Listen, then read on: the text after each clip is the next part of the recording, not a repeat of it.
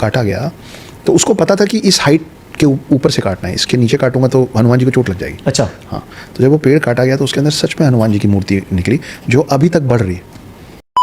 हनुमान जी, मेरे को तो पूरा विश्वास है कि हनुमान जी रहे हैं। और मेरा जो इस पर तर्क वितर्क है वो ये है कि आज आप जो शेर देखते हैं उसके पूर्वज कौन थे? Sabre tooth. हमारे बच्चे पढ़ते हैं अब कि फॉसिल सेबर टूथ का, उसके दांत इतने लंबे होते थे, वो आज के शेर से 3 गुना बड़ा होता था। आज जो आप हाथी देखते हैं उसका जो उसके पूर्वजों का जो फॉसिल मिला है उसको मेहमत कहते हैं, वो आज के हाथी से 3 गुना बड़ा था। तो अगर मैं आज से कई हज़ार साल पहले के हाथी का फॉसिल ढूंढ पाया हूँ तो उसके भी तो कई हज़ार साल पहले हाथी रहे होंगे। सही बात है। मैं तो ये बता पा रहा हूँ कि मेहमत था, लेकिन आप मेरे को कैसे प्रूव करेंगे कि मेहमत का पूर्वज ऐरावत नहीं था जिसपे इंद्र? सही बात है यार। आपको शांत होना पड़ेगा। तो वैसे ही जब आप हनुमान पे आते हैं तो ये जो शब्द है वानर, उसका संधि विच्छेद है कि वो नर जो वन में रहते थे। ओके, है ना, वन में रहने वाले नर को वानर बोलते थे। तो आप देख लीजिए इतिहास हमारा कि राम लक्ष्मण पहली बार हनुमान जी से कहाँ मिले थे? जंगल में मिले थे, वन में मिले थे। हनुमान जी उनको सुग्रीव के पास लेके गए थे तो कहाँ गए थे? गुफा के अंदर गए थे। ठीक है, आपका साइंटिफिक नेम होमोसेपियंस, ये आपको पढ़ाया गया है, सिखाया गया है कि भाई 11-12 में पढ़ा था हमने भी। बंदर है, ठीक है, लेकिन क्या आज इन प्रेजेंट बंदर में सिर्फ एक ही प्रजाति है क्या? बहुत सारे हैं ना। नहीं भाई, किसी का मुंह अलग है, किसी का शरीर अलग है, कोई कैसे बिहेव करता है, कोई कैसे बिहेव करता है। सही बात है। ये एक एडवांस्ड क्लैन था। जब आपकी शुरुआती जो हनुमान चालीसा में लाइन में एक शब्द आता है कपि तिहु लोक उजागर, तो कपि नाम था इस क्लैन का। अच्छा, जिसके एक वो हनुमान थे जी। तो इसमें तो कोई दो राय मेरे को लगता ही नहीं कि हनुमान जी थे। और 7 चिरंजीवियों में से एक हैं, सबसे ज़्यादा पूजनीय हैं, राम और कृष्ण दोनों से मिले हैं। तो 7 चिरंजीवियों के नाम कईयों को नहीं पता है, तो मैं एक बार बता देता हूँ। एक हनुमान जी हैं, एक अश्वत्थामा है, एक परशुराम, एक कृपाचार्य हैं जो परशुराम जी के मामा थे। फिर एक राजा बलि हैं जिनके लिए विष्णु जी को वामन राजा बलि, ये राजा बलि का परिवार विष्णु जी को बहुत बार वेलकम किया है अर्थ में। 3 बार विष्णु जी के 3 अलग अलग अवतार तो सिर्फ इसी असुर के पूर्वजों की वजह से रहे। तो वामन अवतार हैं। उसके बाद आप आ जाइए विभीषण जो रावण के भाई थे, और वेदव्यास जिन्होंने महाभारत लिखी है। अब ये सब ये भी आयरॉनिकल है कि हम लोग विभीषण को ट्रोल करते रहते हैं, घर का भेदी लंका ढाए। वो तो अपने भाई और अपने लंका और अपने असुरों के क्लैन से लड़के आपका और मेरे साथ दिया था। हमारे भगवान को बताया था नाभि में मारी, नाभि में है तो ट्रोल हो रहा ना भाई। तो नहीं तो लंका वाले बोले ना कि घर का भेदी लंका ढाए। हमको तो भाई आपके भगवानों ने जिसको क्या बोलते हैं चिरंजीवी का वरदान दे दिया, आप उसको ट्रोल कर लेते हैं। ये रॉन्ग है, हम नहीं खेलेंगे, फाउल है। तो ये हैं। अब अश्वत्थामा एकलौते श्रापित हैं, बाकी 6 लोगों को वरदान मिला है, लेकिन बहुत सारे लोगों को नहीं पता है कि अश्वत्थामा खुद भी शिव के अवतार है। तो इनका सर्च हुआ है कभी? इनको ढूंढने की कोशिश हुई है? किसने किया है? क्या कुछ मिला है? क्या कुछ पाया है? कई ऐसी वीडियोस आती हैं बड़ी जिसमें कहा जाता है कि ये देखो यहाँ पे शायद दर्शन हुए हैं हनुमान जी के, या फिर अश्वत्थामा जी के बारे में भी मैं जानना चाहूँगा कि उनको लेकर भी लोग कहते हैं, मान्यताएं हैं कि हाँ यार, इनकी तो बहुत वीडियो आती है यूट्यूब पे।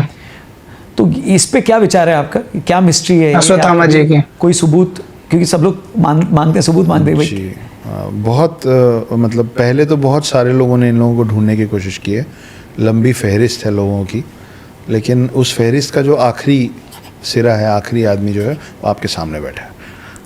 तो आपने हनुमान जी को ढूंढने की कोशिश नहीं, मैं द हिडन हिंदू में मैंने 7 चिरंजीवी, मैंने एक किरदार बनाया जिसका नाम ओम शास्त्री है। ओके। और वो बोल रहा है कि मैं 8वां चिरंजीवी हूँ, जिसके बारे में दुनिया ने अभी तक ना कभी सुना है ना कभी पढ़ा है।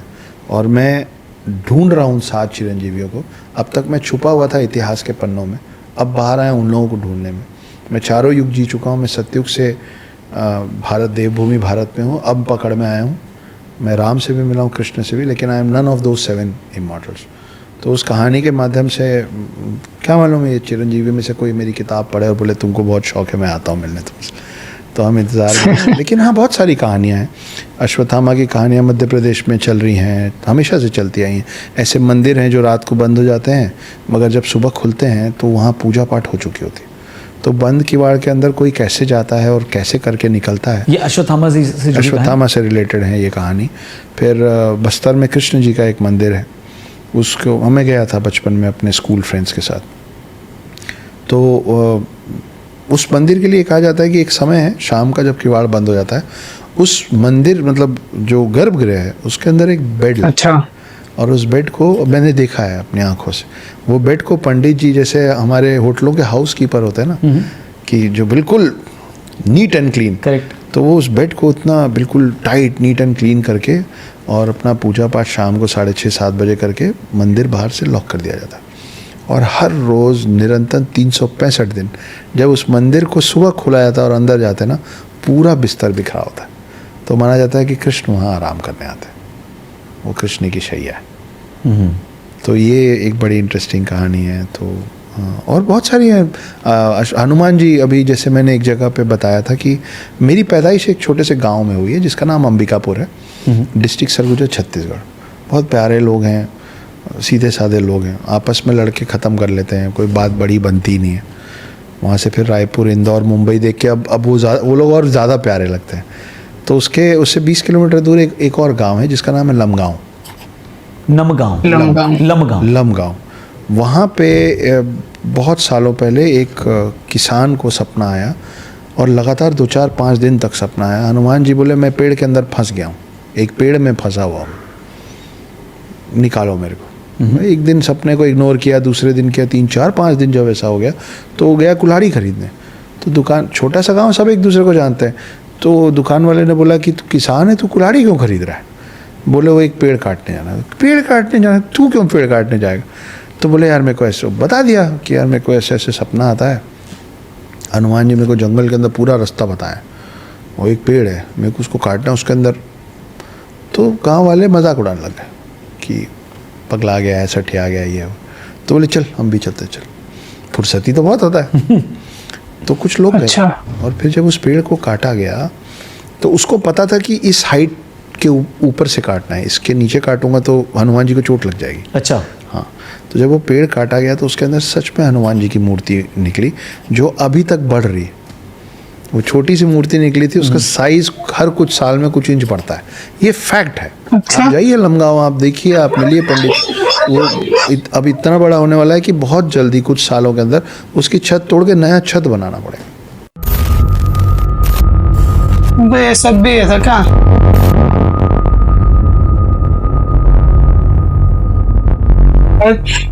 हेलो दोस्तों, वीडियो देख कर तो इतना कुछ जानने को मिला कि हम बता नहीं सकते भाई। अपने इतिहास के बारे में, अपने देवी देवताओं के बारे में, ऐसे ऐसे किस्से लोग कहाँ से निकल कर आते हैं, हम विश्वास नहीं कर सकते कि ऐसा भी हो सकता है।